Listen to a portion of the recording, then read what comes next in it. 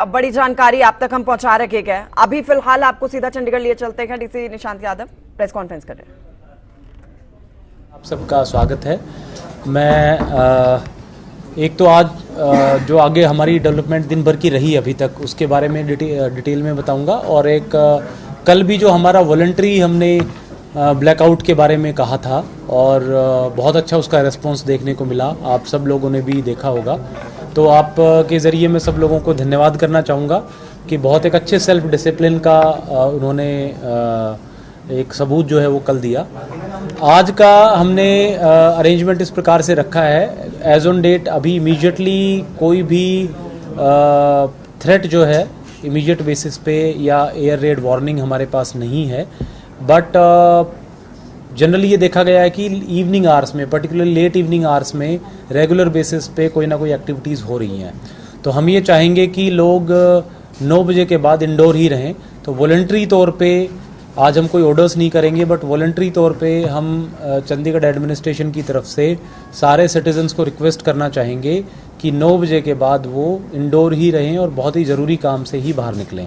और जो शॉपकीपर्स हैं, जो हमारे रेस्टोरेंट्स के लोग हैं, बाकी और कमर्शियल एस्टेब्लिशमेंट्स हैं, उनसे भी अनुरोध रहेगा कि चूँकि हमें वॉलंटरी लोगों को 9 बजे तक कहा है इंडोर रहने के लिए, तो वो भी अपना बिजनेस है वो 9 बजे तक ही चलाएं।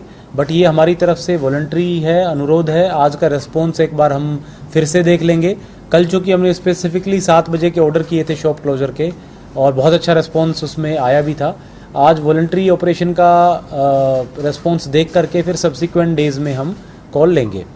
तो एक तो ये मैं फिर से क्लैरिफाई कर दूं कि वॉलंटरी बेसिस पे हमारी तरफ से सबको अनुरोध है कि 9 बजे के बाद वो इंडोर रहें, क्योंकि आमतौर पे देखा गया है कि जो भी एयर रेड वार्निंग्स वगैरह हैं उनका जो टाइम ऑफ ऑपरेशन है या इस तरह के जो इश्यूज़ हैं वो इवनिंग आवर्स में पर्टिकुलरली आफ्टर 9 o'clock आने रेगुलरली हो जाते हैं।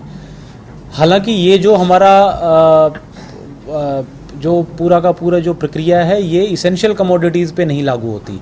कल ये देखा गया कि कुछ पेट्रोल पंप्स पे भी या मेडिकल शॉप्स पे भी इस तरह के इश्यूज़ आई कि उन्होंने भी बंद कर दिए या उनको लोगों ने बंद करने के लिए कहा।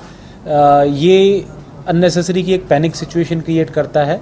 मैं आप सब लोगों के थ्रू उन लोगों को भी बताना चाहूँगा कि जो हमारी इसेंशियल कमोडिटीज़ हैं, जो हमारे पेट्रोल पंप्स हैं, जो हमारी मेडिसिन शॉप्स हैं, केमिस्ट शॉप्स हैं, वो खुली रहेंगी। उनमें किसी भी प्रकार को हम रिस्ट्रिक्शन नहीं करना चाहते, और उनसे अनुरोध भी रहेगा कि वो उसको ओपन ही रखें ताकि लोगों में ये पैनिक ना क्रिएट हो कि कोई इसेंशियल कमोडिटी की शॉप बंद हो गई हो। जो होर्डिंग और स्टॉक पाइलिंग की ऑर्डर्स हमने कल कर दिए थे, बता भी दिए थे, काफ़ी हद तक उस तरह के इंसिडेंट्स पे अंकुश लग गया है। बट अगर फिर भी कुछ इक्की दुक्की इस तरह की शिकायतें आती हैं, उसमें हम बहुत स्ट्रिक्ट एक्शन लेंगे। तो मैं ये आपके ज़रिए सबको बताना चाहूँगा, विशेष करके होलसेलर्स को, बाकी लोगों को भी इस प्रकार की एक्टिविटी बिल्कुल भी ना करें। एक और जो एक्टिविटी आज दिन में हमने कल एक कॉल दिया था कि जो सिविल डिफेंस वॉलंटियर्स है उनकी रजिस्ट्रेशन और उनकी ट्रेनिंग कैंप्स हम करेंगे, और हमने टैगोर थिएटर में आज 10:30 बजे वो रजिस्ट्रेशन कैंप और ट्रेनिंग कैंप रखा था। हमारी एक्सपेक्टेशन थी कि अराउंड 800 to 1000 के करीब हम सिविल डिफेंस वॉलंटियर्स रजिस्टर कर लेंगे, बट जो रेस्पॉन्स था वो बहुत ही अच्छा और ओवरवेलमिंग था। मोर देन 3000 पीपल अपीयर्ड, और फिर हमें पैरेलली एक तिरंगा पार्क में भी बैच चलाना पड़ा। उसमें एक बेसिक ट्रेनिंग हमने आज कुछ पार्ट की है, बट जिस तरह का रिस्पॉन्स लोगों से आया है उससे एक तो ये we have registered around 3000 civil defence volunteers today, जो कि अपने आप में अभी तक हमारे पास सिर्फ 300 वॉलंटियर्स थे। आज में एक दिन में हमारे 3000 वॉलंटियर्स रजिस्टर हुए हैं।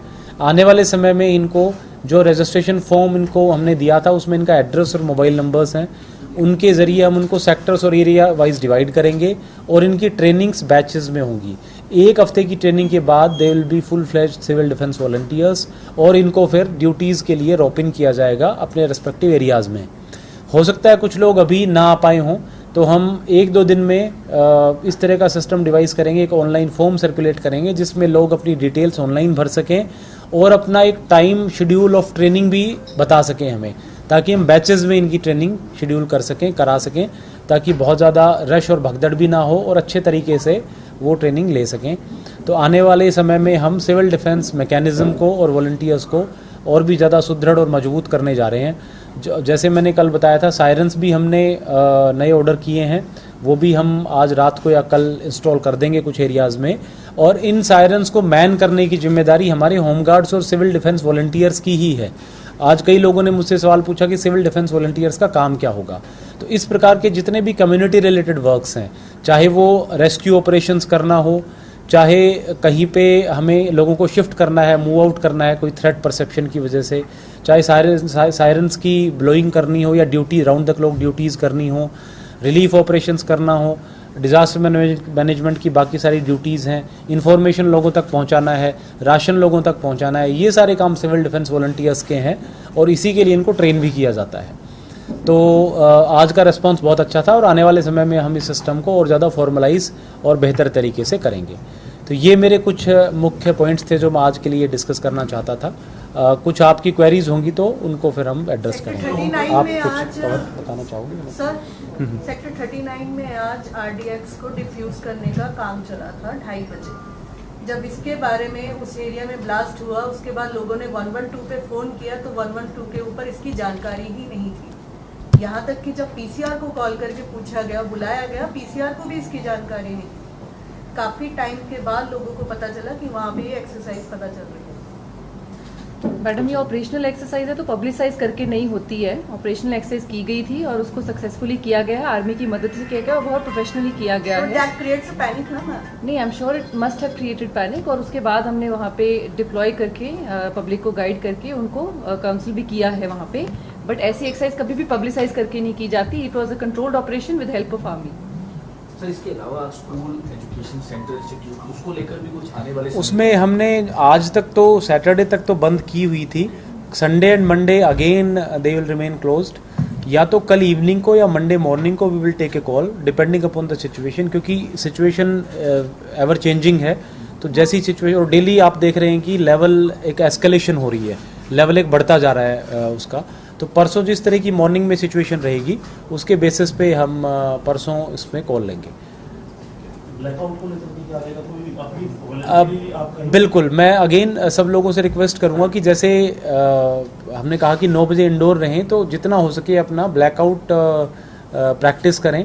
जो बहुत ज़रूरी लाइट्स हैं सिर्फ वही जलाएं और रूफ टॉप पे या ओपन एरियाज़ में कम से कम प्रेजेंस रहे।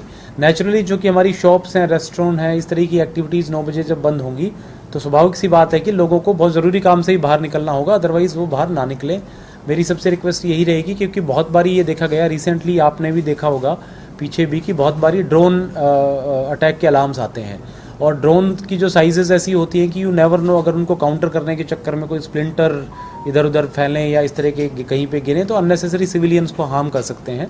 तो बेटर ये है कि हम इंडोर ही रहें और अननेसेसरी मूवमेंट और एक्टिविटीज़ अवॉइड करें। सर, गैदरिंग को लेकर जैसे आपने बात की, तो कुछ शॉपिंग मॉल्स या जो मॉल्स हैं चंडीगढ़ में, उनके लिए भी कुछ अलग से हिदायतें हैं? जैसे मोहाली में टोटली 8 बजे के बाद जो मॉल्स हैं खासतौर पर, उनको बंद करने के लिए। जी, ये जो हमारी 9 बजे वाली 9 o'clock वाली वॉलंटरी बंद करने वाली जो अपील है, ये सब पे लागू होती है। It applies to malls also, shopping complexes also, कि 9 बजे तक वो भी अपने ऑपरेशंस वॉलंटरी तौर पे बंद कर लें। सर, कल आपने जो कहा था कि दुकानों के बाहर जो बोर्ड लगे होते हैं और आप पर जलते रहते हैं, कोई बंद नहीं करता, तो उसका कोई रिपोर्ट आई कि उसका कल आप जैसे आपने भी देखा होगा, हमने भी देखा, एक तो सोलर लिट जो लैंप्स थे, लाइट्स थी, उनकी कंप्लायंस बहुत अच्छी रही। कल जो हमने टीम्स डिप्लॉय की थी उन्होंने उनको काफ़ी हद तक डिसेबल कर दिया है।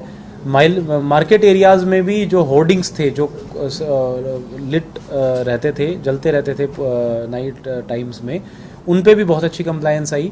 और जबकि कल सारी जैसे मैंने कहा कि सारा ब्लैकआउट वॉलंटरी था, तो बहुत एक अच्छा रेस्पॉन्स देखने को मिला। उसके लिए सब लोग बहुत ही बधाई के पात्र हैं। हमने बहुत संयम से और बहुत सेल्फ डिसिप्लिन से अब तक इस सिचुएशन को मैनेज किया है।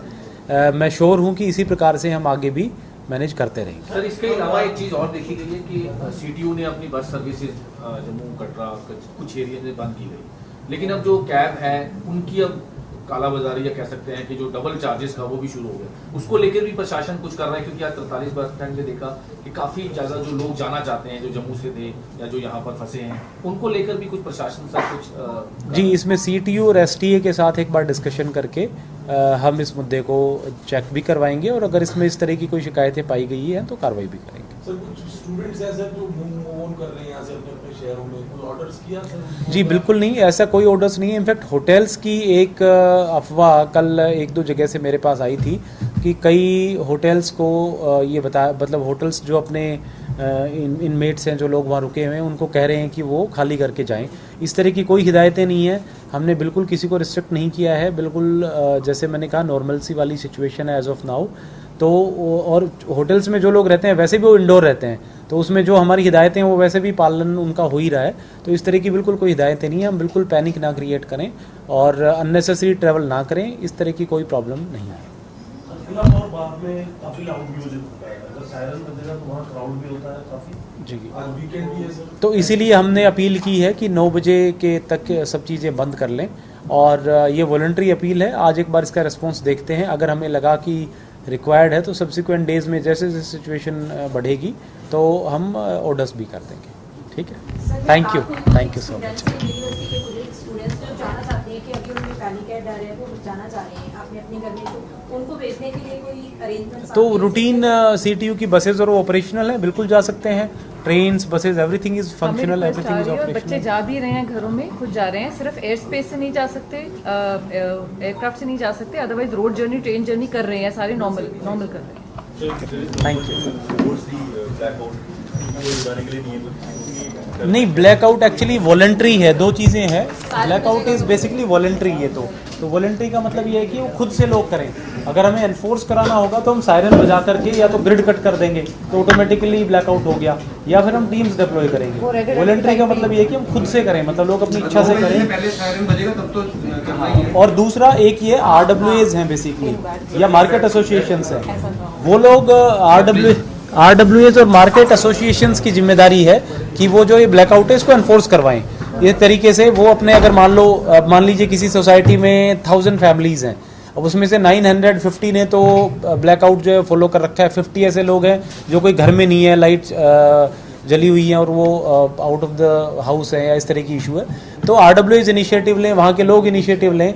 सिविल डिफेंस में अब धीरे धीरे करके हम एरिया वाइज जब वॉलंटियर्स लगाएंगे, ये उनका काम होगा इन चीज़ों को एनफोर्स करना। तो ये एक हमारा कंबाइंड और सामूहिक एफर्ट होना चाहिए। सर, जैसे ब्लैकआउट के टाइम कोई ट्रैवलिंग करके आ रहा है, सर को ट्रैवलिंग टाइम में कोई पर्सनल व्हीकल से आ रहा है और ब्लैकआउट है जैसे आप लोगों की तरफ से, तो उसको उनको लेकर भी कुछ उसमें एडवाइजरी, देखो दो उसमें 2 एडवाइजरीज हैं। एक तो ये कि अगर स्पेसिफिकली सायरन साउंड किए गए हैं और ब्लैकआउट डिक्लेयर हो गया है तो तुरंत अपनी गाड़ी साइड में पार्क कर लें और लाइट्स ऑफ कर लें, इसका मतलब रेड की चेतावनी है।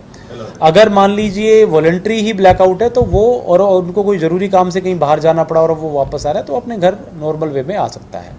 जब अलर्ट है तब वो अपना गाड़ी पार्क कर लें और इंडोर चले जाएं, कोई रूफ के नीचे चले जाएं। But if alert is not there, it is voluntary. तो और आपने देखा होगा कल रात को भी जैसे 1:30 हमारे पास एक मिसाइल अटैक का अलर्ट आया था और हमने इमीडिएटली सायरन्स साउंड किए थे, और but since it was 5-6 minute बाद ही ये इन्फॉर्मेशन आई कि दैट ऑब्जेक्ट वाज इंटरसेप्टेड। आपने न्यूज़ में भी आज देखा होगा, तो 5-6 मिनट बाद हमने सायरन्स ऑफ कर दिए।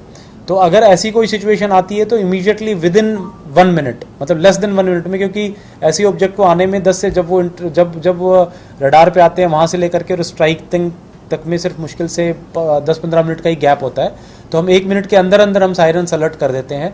और अब एक्चुअली मॉक ड्रिल करके और 2-3 एक्सरसाइजेस करके मेरा ये मानना है कि हम सब लोगों को इतनी एक अच्छी प्रैक्टिस हो गई है कि हम इमीडिएटली ब्लैकआउट को एनफोर्स कर सकते हैं, क्योंकि जैसे मैंने कहा कि हमारे पास समय मुश्किल से 10 मिनट का होता है। तो अगर ऐसी सिचुएशन आएगी तो कभी भी रात में, दिन में, जब भी सिचुएशन बनेगी, सायरन्स हम साउंड करेंगे। हमारे जो चौराहों पे स्पीकर्स लगे हैं वो भी, उनमें भी साउंड आएगी।